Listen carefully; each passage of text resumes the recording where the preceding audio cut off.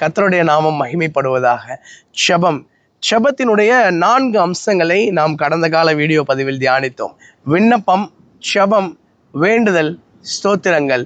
இந்த 4 அம்சங்கள் பழைய ஏற்பாட்டு காலத்தில் தேவன் மோசேயோடு செய்த அந்த நியாய பிரமாணத்தில் உள்ள காரணிகளோடு நாம் ஒப்பிட்டோம். அதில் முதலாவது விண்ணப்பம் சுத்த வெள்ளை போலத்துக்கு ஒப்பாக இருக்கிறது. அந்த வெள்ளை போலம் ஒருவித மரத்தை நாம் குத்துகிற பொழுது, காயப்படுத்துகிற பொழுது அதிலிருந்து வெளிவருகிற ஒரு பிசின்தான் அந்த வெள்ளை போலம். அது அதிக கடினத்தன்மை உடையதல்ல, ஆனால் அதிலிருந்து அதிக கசப்பு தன்மை இருக்கிறது. அது போல அன்னாளுடைய வாழ்க்கையை கவனிச்சு பாருங்களேன். அன்னாள் தன்னுடைய கணவனாகிய எல்கானாவினால் அதிகமாக நேசிக்கப்பட்டபடியினால் தன்னுடைய ஜீவியத்தில் விண்ணப்பமோ ஜெபமற்றவளாகவோ இருந்தாள். ஆனால் அவளுடைய சக்காலத்தி அந்த பெண்ணினால் அவளுக்கு பிள்ளை இல்லை என்று சொல்லி மனமடி உண்டாக்குகிற பொழுது அன்னாள் அழுது விண்ணப்பம் பண்ணினாள் என்று நாம் 1 சாமுவேல் 1 அதிகாரத்தில் நாம் பார்க்கிறோம்ல. அதுபோல யூதாவினுடைய ராஜா யோசியா, தேவனுடைய வார்த்தை அவனுக்கும் அவனுடைய ஜனங்களுக்கும் விரோதமாக வந்த பொழுது தன்னுடைய வஸ்திரங்களை கிழித்து கொண்டு அழுது விண்ணப்பம் பண்ணினாள் என்று 2 நாளாகமம் 34 அதிகாரத்தில் வாசிக்கிறோம்ல.